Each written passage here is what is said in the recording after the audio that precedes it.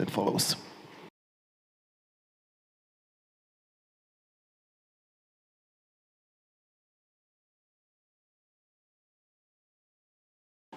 Dear all, we are starting our penultimate session. I'll pass it to the moderator, Kamil Lipiński from the Polish Economic Institute, and I let him to introduce our distinguished speaker. So please enter. Kamil, the floor is yours. Thank you for chairing and for accepting the invitation.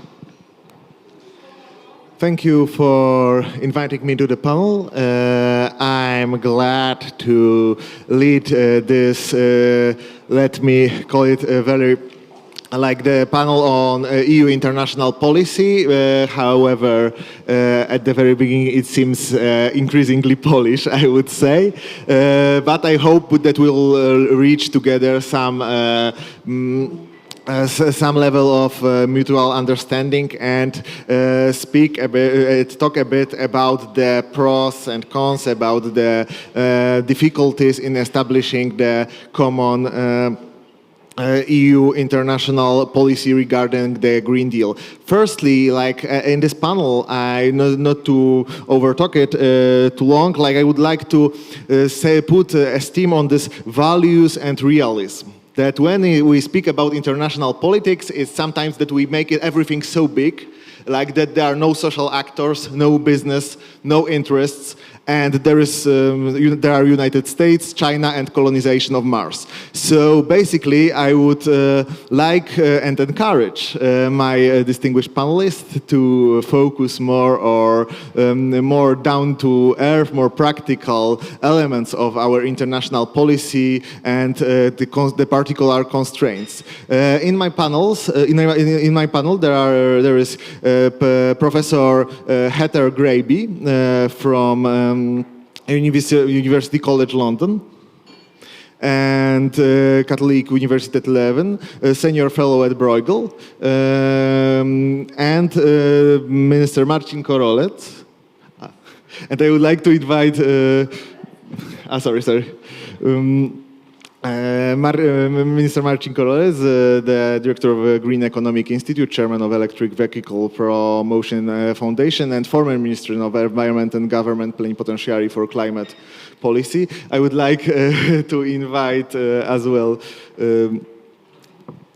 Ms. Urszula Zielińska to the...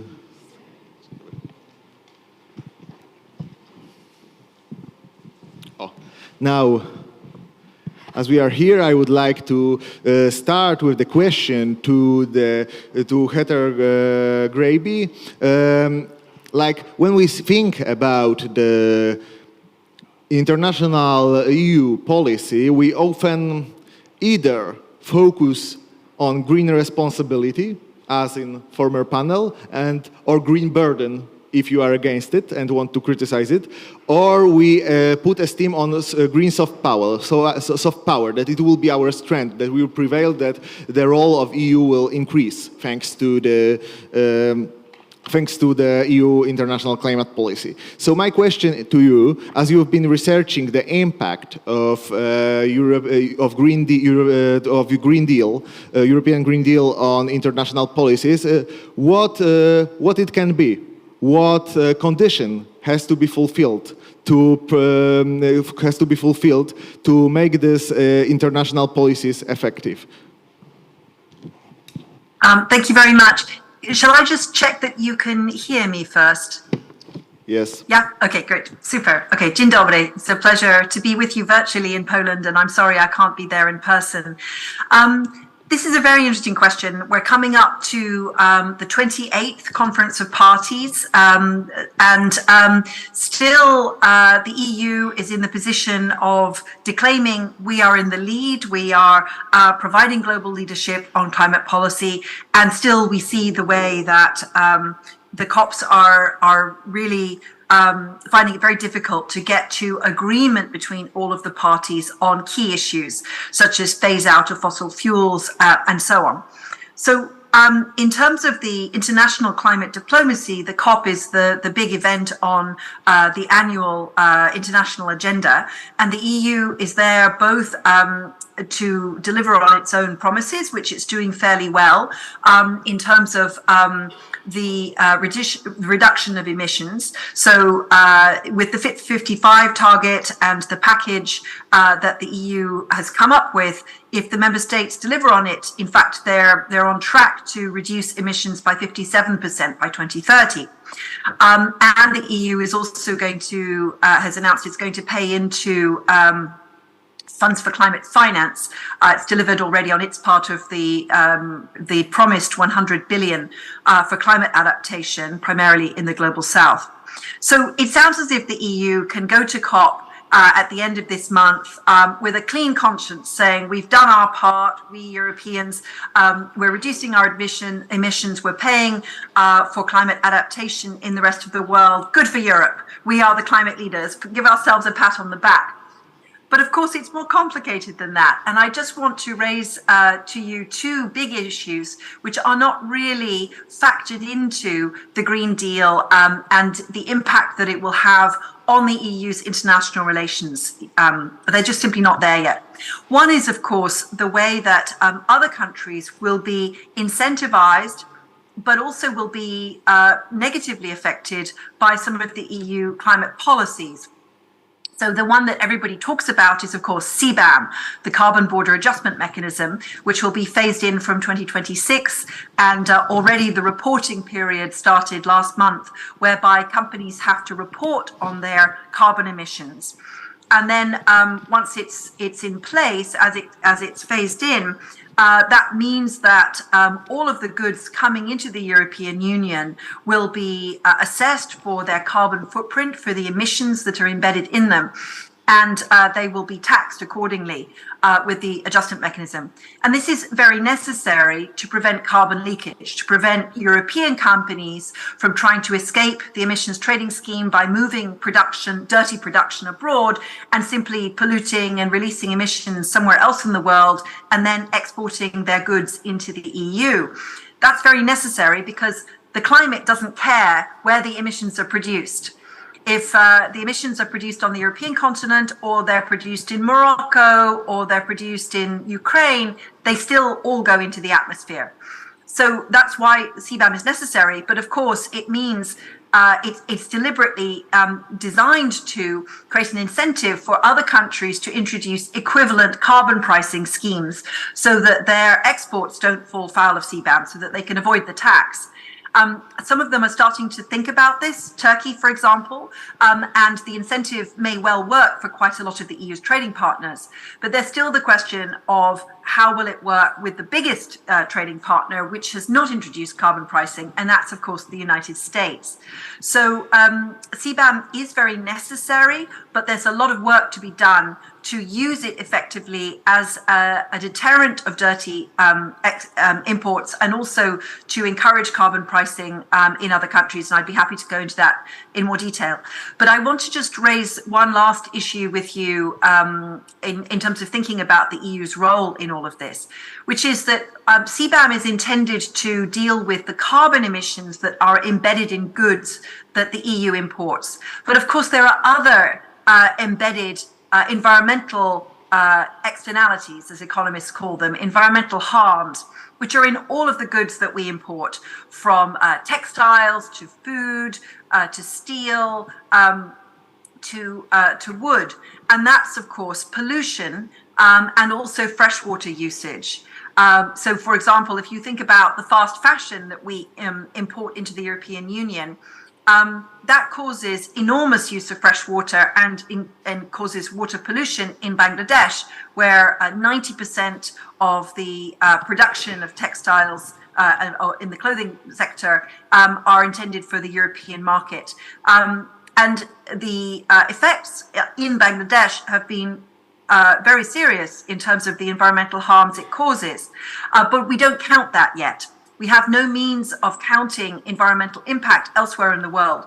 So we have to think also about the demand side of the transition. It's not just about the supply side. It's not just about the production that we do in Europe and the environmental effects of that production in Europe. We also need to think about the impact on nature, on people, on the environment elsewhere in the world of all the goods that we consume. So Europe as a consumer also has enormous power, and we need to think about that aspect too. So I hope those three just opening ideas about COP and about CBAM and about the demand side of the transition internationally might spark a constructive debate.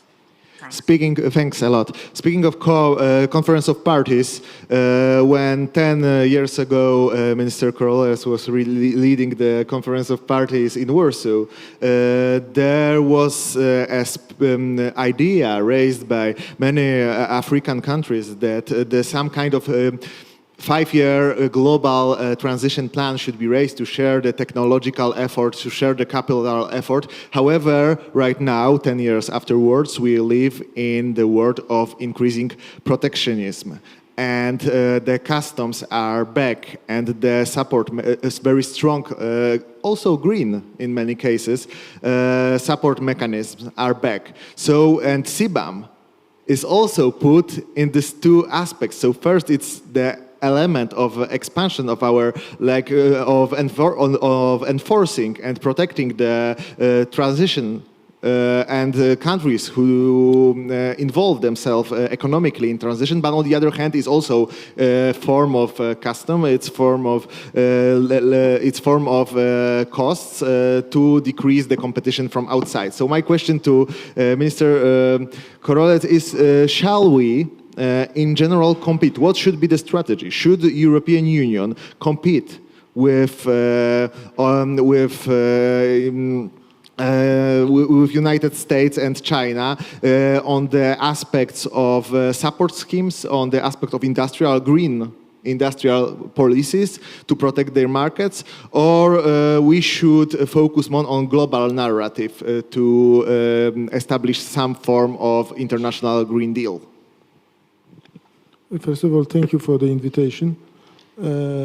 Maybe because it is mid of November and lack of sun, I have quite gloomy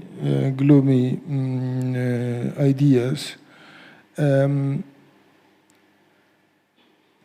I think we are in time of economic war between US, China, and Europe. And this war is about who will capture this new GDP, those new competences linked with delivery of, in Europe, to climate neutral objective, or in US, Inflation Reduction Act consequences, or in China just subsidy scheme for exporting Chinese goods, and that is extremely important point.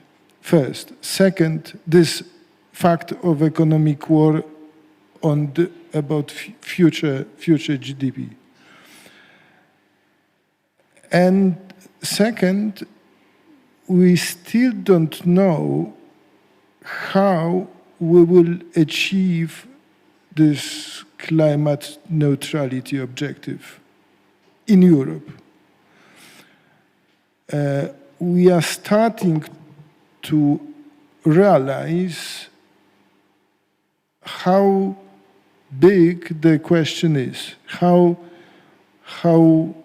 difficult is to achieve this climate neutrality objective, as we maybe partially know technologies which will lead us to climate neutral transport, climate neutral buildings, climate neutral agriculture, I'm not sure, climate neutral waste. We are starting to to realize how complex the answer for this question is. And first, we need to establish a system in Europe to deliver. And to deliver that system, we potentially need a new social contract, because we need to enable not upper medium class to have electric cars and heat pumps, but also low-income households to have heat pump, solar, electric car, etc., etc., etc. So to have it, all of it, we need instruments to first create those industries and make them sustainable in Europe. And then, second point, have probably very different redistribution system in Europe. And third, then we can start to think how we can assist Africa or other countries in embracing green transition. When I was preparing to this panel, that's partially what I observed, that there is really not dilemma between policies and values in this aspect. It's also it's more like a dilemma between global solidarity, which is extremely important, and social cohesion and acceptance and building like the social support within the EU and avoiding the political tension. So my follow-up question to Ursula is where should the demarcation line be drawn? So what should be the priorities? We cannot wait, because in this aspect, when we wait until the new social contract is prepared, we'll wait with 20 years with our EU international climate policies until we are net zero, until we are ready, and we are in a way avoiding, we are not only avoiding, we are simply overlooking the possibilities, the chances of building our competitive advantage. So my question is, what should be the priority? Like global form of solidarity, green partnership, EU strategic partnership for raw materials, or maybe something else? Thank you for the invitation, first of all, and it's great to be here. I may need to apologize if we're overrunning with beyond 2 p.m. Please do excuse me then, because we have a green European event starting literally this afternoon on the other side of Warsaw, and I will be running there. But let me tell you, I believe, unfortunately, we have no choice. We have to do it in parallel. First of all, we need the global solidarity for the basic foundations, for all sorts of reasons, for our values and principles as one. But if someone doesn't care about values and principles, then we need it for stability. Because what currently we're facing in Europe, and that's we're trying to deal with migration from the global south, and we're not dealing with it good at all. If we are not acting in solidarity with the global south, and if we're not acknowledging why these people have to escape their cities, towns, and villages and look for food and water, it's because we're part of it, and we have done our good share of destroying our climate in the global south. So we have to take that part of responsibility. Otherwise, we will have no stability globally to take care about progress and what's next. But we also have to push ahead with green transition in Europe to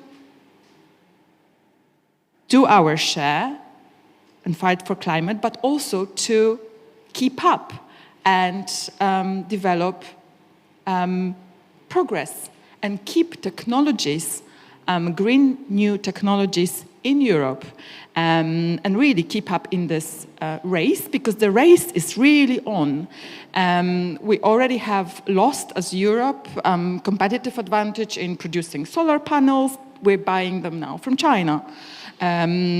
We are about to possibly lose competitiveness in producing heat pumps.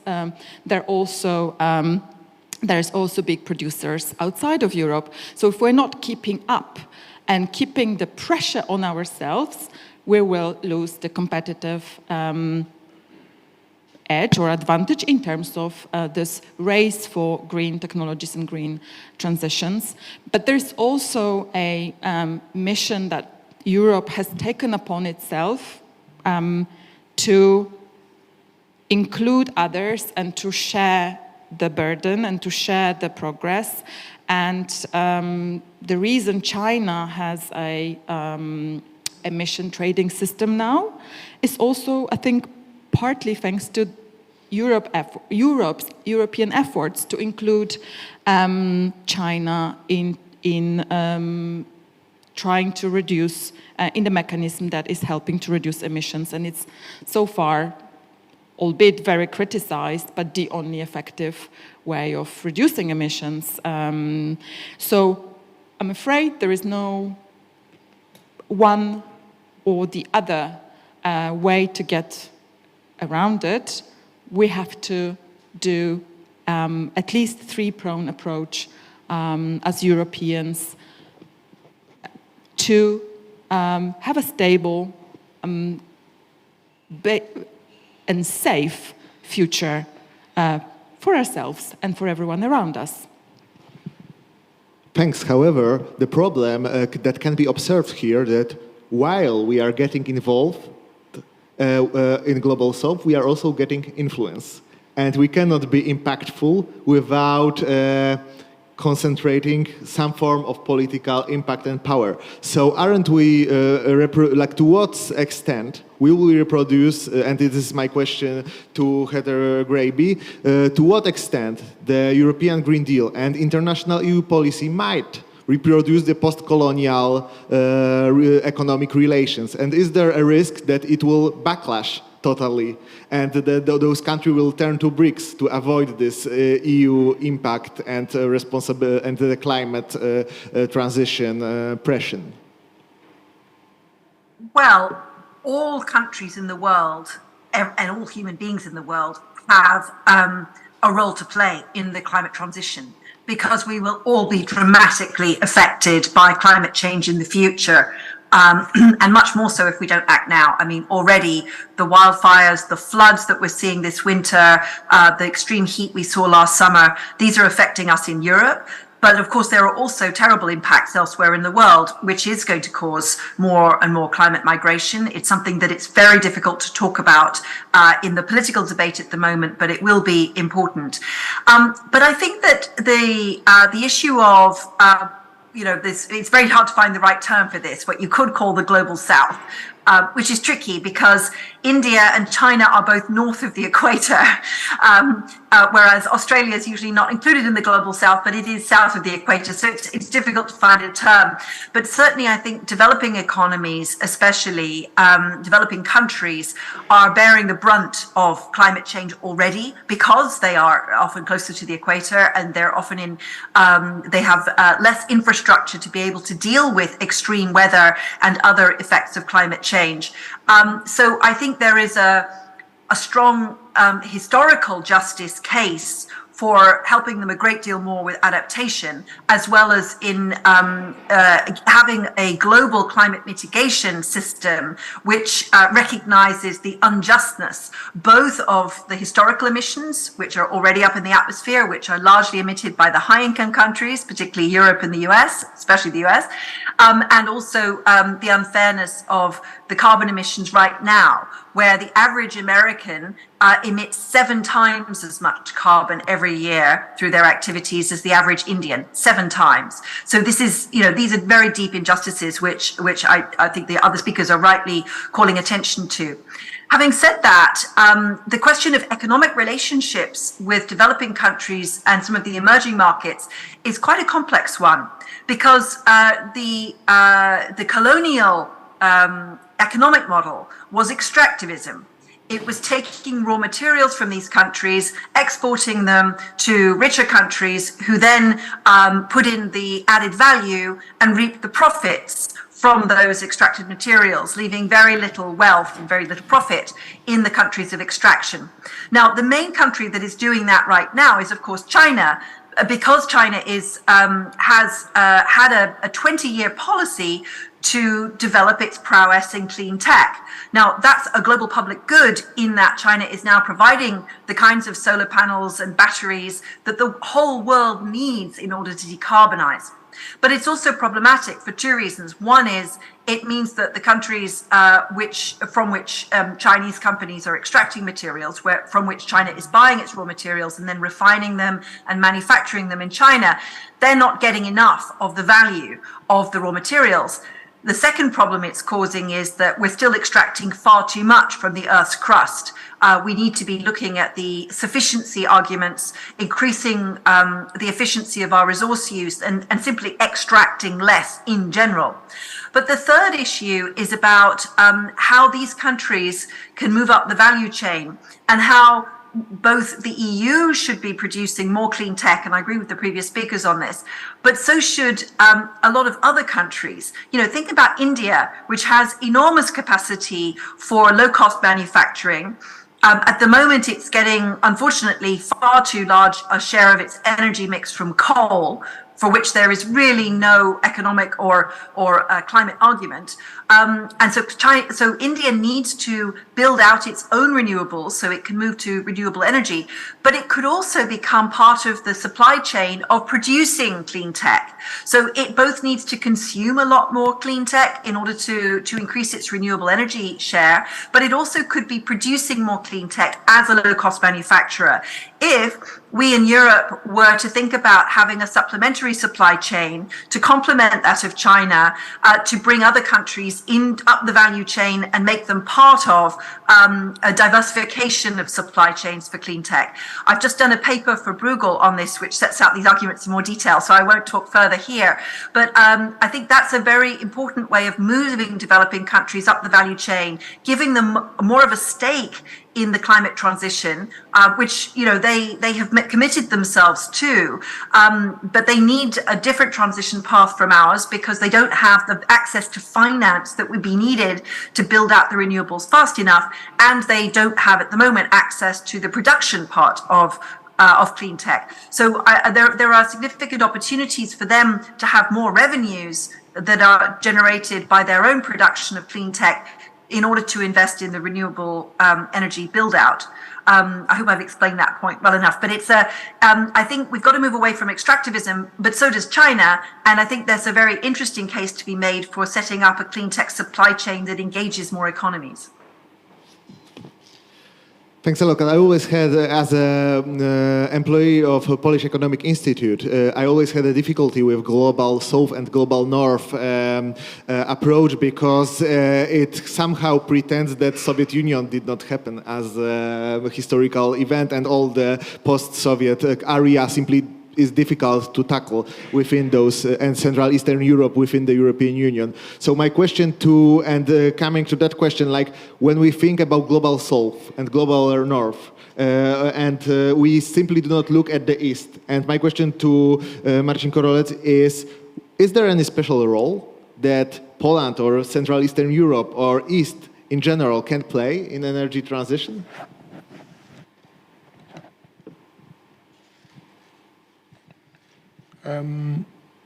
I hope that Poland, as a country with the highest portion of industry in GDP creation in Europe, will have enough weight in the EU family, especially with Polish presidency first half of 2025, to propose a new approach to the industrial development of Europe. As I said in my first part, we are on a war with we are on a war with US and China about this future GDP and those future jobs. Imagine Inflation Reduction Act is a massive structural support for given technologies which are making US the most attractive place on earth for all green tech and all green innovations. So EU innovators, instead of staying here, they are going there. And Chinese export, which was supposed to go to the US, is redirected to Europe. So if we will not create a space for development of European industry, then we will realize those green targets, but with Chinese cars, with Korean heat pumps, and with solar panels imported from Asia. Then the question about blue-collar jobs in Europe is at question. And then, if we will lose those industrial jobs from Europe, then we will be not able to assist Global South, because we will send our money to US and China. So that is fundamental question for the future of Europe, how to maintain European social model with the green transition. So maybe like the center of development of industry would be an answer to that. I would like to open the discussion to all the attendees. Maybe.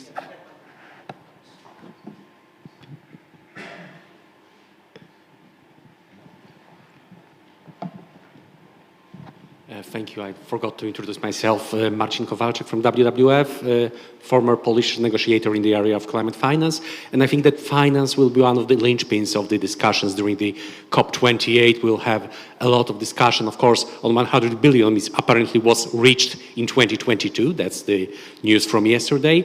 However, also there will be two very important issues of, first of all, loss and damage fund that should be established during COP28, which should cover the losses and damages suffered by developing countries from the impacts of climate change. And we should not forget about the losses and damages, not only in developing countries, but also in developed countries. For example, US supposedly loses about $150 billion per year from the damages coming from the climate events. I don't know the figure for Europe, but I suspect that's also very high. So that's something that we should also take into account. And also, we are still discussing the new collective climate goal that should replace the 100 billion, which should be decided next year. Thank you.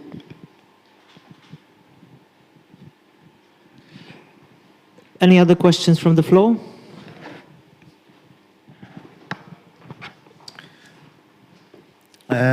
I don't know if any of the panelists would like to react, but I have to agree. Like, we cannot speak. The difficulty with this panel was that the topic is quite broad, and it's difficult not to speak about adaptation, about mitigation, about green partnerships, about loss and damage, and so on. However, it's really a important political question that we have to address. So I would like to ask, before she leaves, Ursula, to what extent should we focus on loss and damage and our responsibility and taking care of what's already done, the historical emissions, our, I would say, burden of what we've done in the past as European Union, and to what extent should we focus on mitigation and adaptation to what comes in the future in our international green policy, obviously? Thank you for the question. If I may add my portion of an answer to the previous question, I liked it, the role of Poland, Eastern Europe, in the whole climate transition and green transition. Poland could have a huge role, actually, from one of the biggest handbrakes in Europe in the green transition to actually a real accelerator, if only we stop politically being in denial about the need for green transition and really put our foot on the accelerator.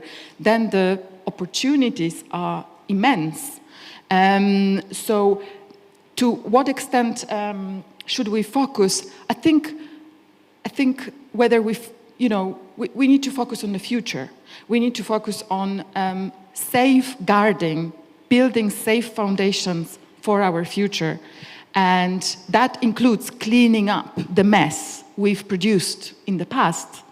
And so mitigation, obvious, that's something we already need to be doing. We're massively delayed as a country in doing so. So that's an absolute priority. Someone said, I think it was Antonio Gutierrez, I still couldn't find a data he was referring to, but I think he used to mention a lot that every zloty or every pound or every euro invested in mitigation and safety now, that's 6 zlotys or 6 euros or 6 pounds saved in the future should anything dangerous happen. And it is happening. It's happening around us. Look at central Germany last year, south of Europe, Italy, it's actually happening around us as we speak. So whether we talk about it in a frame of cleaning up from the past or building safe future, the job is fairly simple and yet a very complex one. We just bloody need to reduce the emissions we're producing as globally and as Europe and as a country, and put the foot on the accelerator and stop being that massive handbrake, because that's just being in denial and that leaves us vulnerable and in danger. If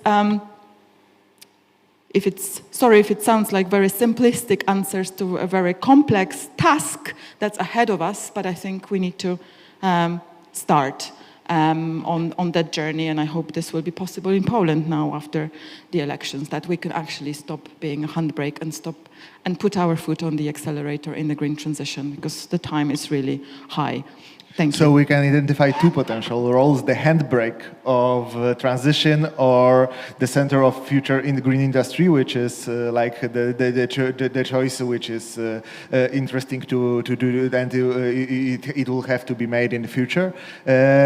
My question to Heather Graby is about the friendshoring and nearshoring.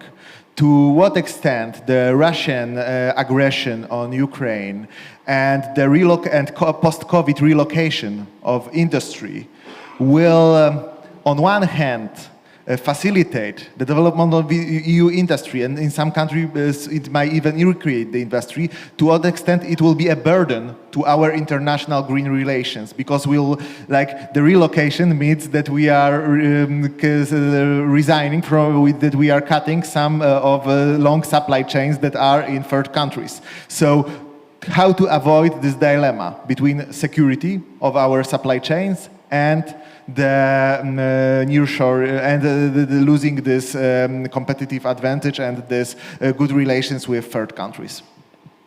Well, I think that this focus on economic security and resilience of economic models started even before the invasion of Ukraine with COVID, when we discovered that in a big crisis of an epidemic, having very long supply chains actually made us very vulnerable, that we had sacrificed a lot in terms of resilience and capacity, extra capacity in order to have efficiency. And so I think the economic security agenda has actually been going for a number of years now.